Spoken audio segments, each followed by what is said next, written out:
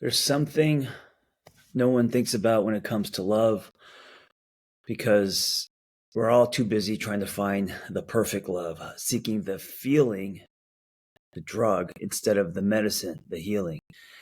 We search for top ramen love, instant and overlaid like a warm blanket on a chilly day. The kind of love that makes you want to call in sick so you can do nothing with this person because there's no greater feeling. It makes every part of your life better until you hit bumps, which all collisions have. Enter resistance and activation and a shit ton of anxiety. Then it makes every part of your life worse. What we miss about love is that the miracle isn't in the feeling, it's in the healing. And the healing doesn't come in the beginning. It's not the main song, it's the B side. And this is what most people don't know about love, that the miracle is the healing, and the healing comes after working through the activation of two people and the trauma in their stories, after the honest look, the hard conversations, the processing and rewiring of self.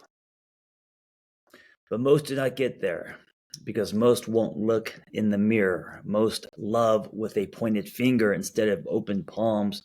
Most chase feelings instead of sitting with pain. Most run because it's scary. The miracle is earned, not given. Imago relationship theory suggests that the purpose of a relationship is to complete childhood and heal the wounds we experienced early on. We seek a partner that has many of the characteristics of our parents, a bit of a mashup of aspects of all our caregivers rolled into one. This ideal person is our imago, or perfect image. We unconsciously hope they will help us to feel whole again, or for the first time. So we seek a redo, a second chance, another at bat.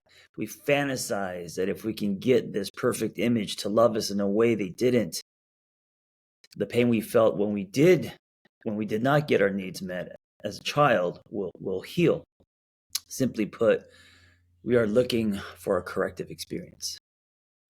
So sit with that a bit, because I gotta say, it's as seamless and beautiful as plants converting sunlight into energy, the body's ability to regenerate tissue, decomposing organisms, returning nutrients to the soil, continually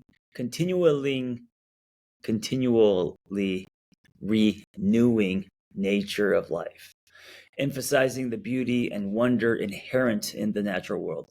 This is the miracle, right? The protein of love. Attraction is only the sugar.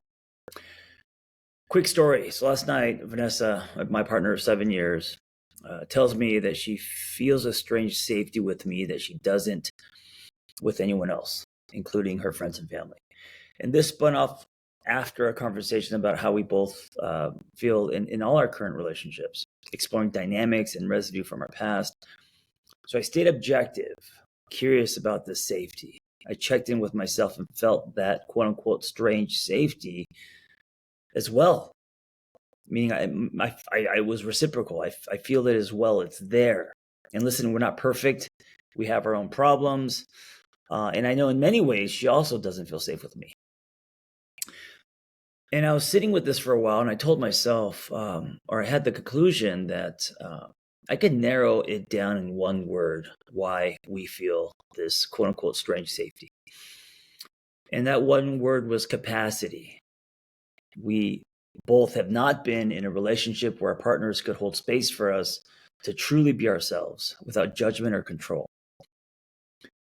This was a first long-term relationship that held that kind of space, partly from our training as therapists, as we have not dated therapists in our past. And I'm not saying that therapists are perfect. Therapists are we have our stories too, and we're just as fucked up as everyone else. But as I thought about this over coffee this morning, I realized it actually wasn't just capacity.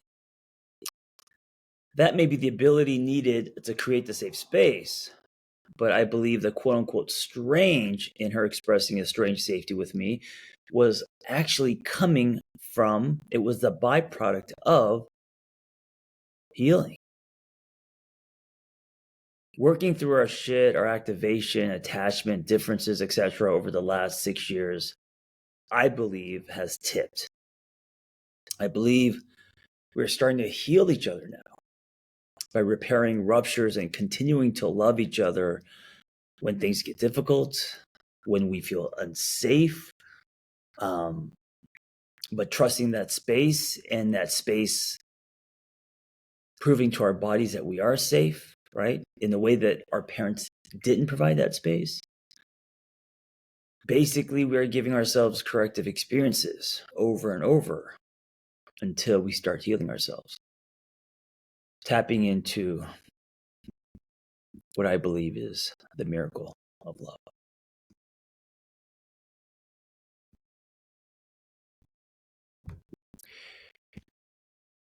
I encourage you to see love in this way, or put weight on different things than just attraction and chemistry and banter. I mean, of course, those are important things, but if the true value and miracle of love is through the collision, through the journey, the ups and downs and the sideways of loving each other, as long as we are creating a safe space and loving each other in a way that is healthy, as long as we're taking ownership and growing together, right? Through that process, if the value of love on the other side of that is us healing each other, that is the miracle. And I feel like that is a value that is overlooked, that is misunderstood, that is minimized, and it's what we should seek. You know, it's not easy. It takes time. I would say years. It takes holding up mirrors. It takes, rolling up sleeves. It takes courage. But I feel like that's what's meant to happen. As humans, we are meant to heal each other, and this is how we do it. It isn't instant. It is earned, like everything else in this world. Anyway, that's my reminder for today, that love is a miracle, and the miracle is in the healing, not in the collision or the dopamine. And if this resonated for you, or if you want to remind someone of this, please share it. Thank you for listening. Be well.